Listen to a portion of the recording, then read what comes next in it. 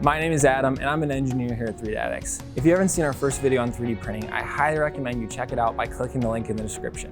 For today though, I'm excited to show you some of the new innovations we've made here at 3Datix with our 3D printers. If you haven't met our 3D printers yet, we've got Alfred on the left and Jarvis on the right. They're actually working on something right now. These are our cube enclosures, and you'll actually get to take a more detailed look at them later.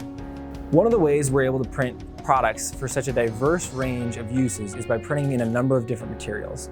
We can print in things such as ASA, ABS, PLA, among other materials. Printing in a range of materials allows us to create products for a number of different chemical and temperature environments.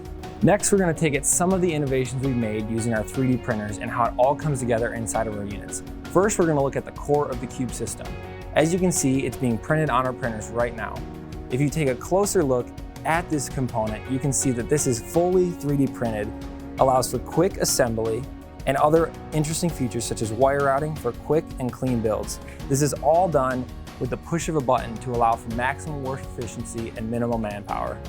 Next, we're going to take a look at our Parsing cartridge bracket. This item is crucial to our Parsing cartridge system. As you can see, this part is very complex, but with 3D printing, we can complete a part like this with the push of a button with minimal manpower. As we come over here and look at the Parsing, we can see that this item allows for a quick and easy insertion of the cartridges while mitigating possible damage to the cartridge pins.